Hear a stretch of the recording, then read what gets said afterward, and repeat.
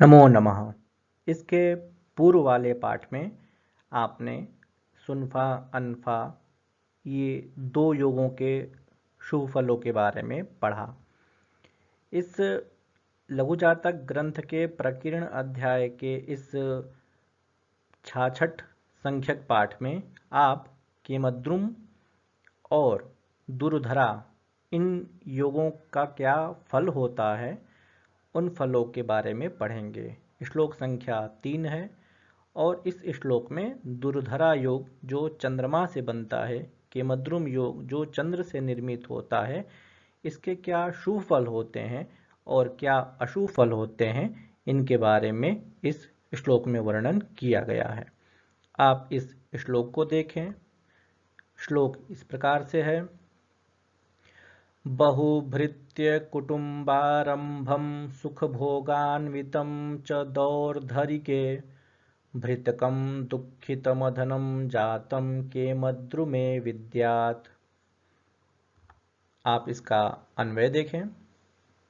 दौर्धरिके बहुभृत्य कुटुम्बारम्भं सुखभोगान्वितं च भवति केमद्रुमे जातं भृतकं दुःखितमधनं विद्यात्। यह हुआ इसका अन्वय। अब इसकी मूल संस्कृत व्याख्या आप देखें। दौर्धरिके दुरुधरायाम, दौर्धरिके अर्थात दुरुधरा जो योग है। बहुभृत्य कुटुम्बारंभम अनेक सेवक कुटुंब कार्यारंभ युक्तम सुख भोगान्वितम सुखी भोगी च भवति केमद्रुमे केमद्रुम योगे जातम शिशुम भृतकम सेवकम दुःखितम कष्टयुक्तम अधनम निर्धनम विद्यात् जानीयात अर्थात जानना चाहिए। यह हुई इसकी संस्कृत व्याख्या। अब आप इसका भावार्थ देखें। वस्तुतः इसके पहले वाले श्लोक में सुनफा और अनफा का परिचय दे दिया गया है और उसके शुभ फलों के बारे में बता दिया गया है। इस तीसरे वाले श्लोक में दुर्धरा और केमद्रुम योग के फलों के बारे में बताया जाएगा। तो दुर्धरा योग भी एक प्रकार से राजयोग का ही वाचक होता है और चंद्रमा से द्वादश स्थान और द्वितीय स्थान में सूर्य को छोड़ करके अन्य ग्रह उपस्थित हों तो दुर्धरा या धुरंधरा योग भी इसको कहते हैं, वह बनता है। और चंद्रमा के पूर्व वाले भाव अर्थात द्वादश और पर वाले भाव अर्थात द्वितीय, इन दोनों भावों में कोई ग्रह नहीं हो तो केमद्रुम नामक महादोष बनता है और यह एक दरिद्र कारक योग होता है। इसलिए कुंडली में केमद्रुम नामक दोष है तो उसका उपाय अवश्य कर लेना चाहिए, उसका परिहार कर लेना चाहिए।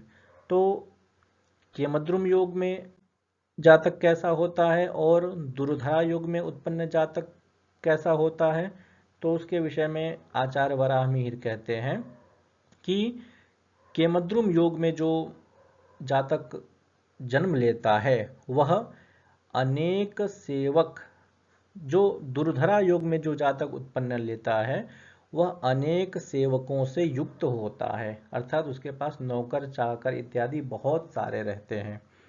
और बंधुजन सहित अपने बंधुओं के साथ, अपने मित्रों के साथ, अपने परिवार के साथ, अपने कुटुंबी जनों के साथ वह युक्त रहता है।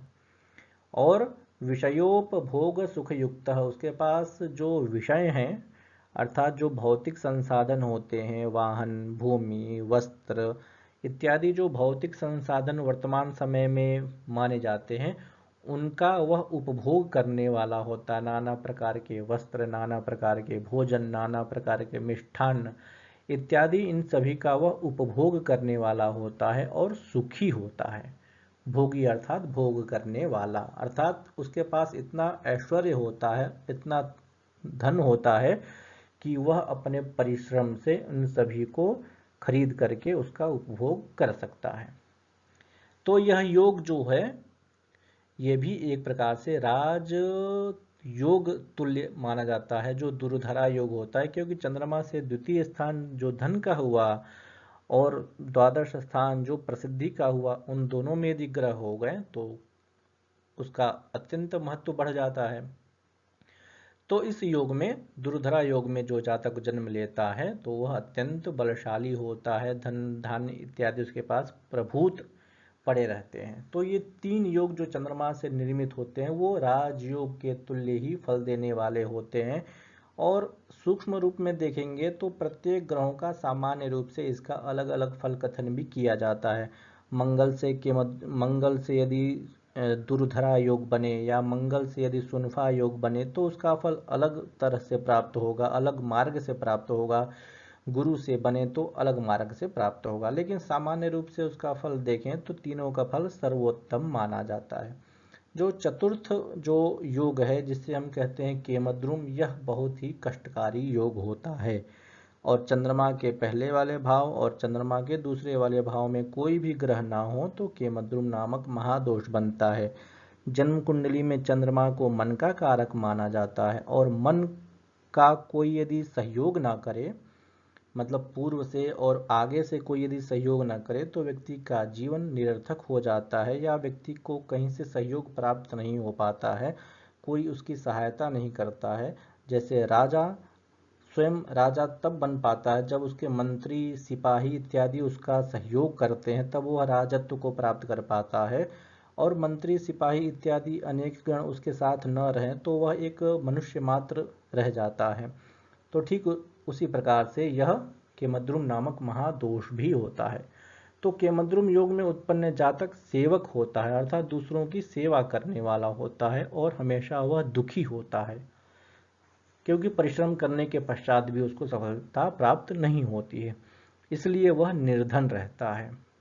अतः ये योग अत्यंत कष्टकारी माना जाता है। जातक के जीवन में इसका कारण एकमात्र चंद्रमा होता है, अतः इसका उपाय कर लेना चाहिए। भगवत भक्ति करना इसका प्रमुख श्रेष्ठतम उपाय होता है।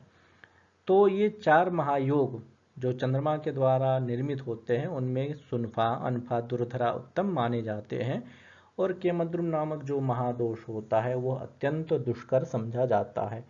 इसके अन्य परिहार भी बताए गए हैं, आप अन्य ग्रंथांतर पढ़ेंगे तो केमद्रुम महादोष के कुछ उपाय होते हैं या इनके कुछ जन्म कुंडली में परिहार होते हैं, उनकी भी चर्चा आचार्य वराहमिहिर ने वहाँ पर की है, तो आपको उस ग्रंथ का आश्रय लेना पड़ेगा।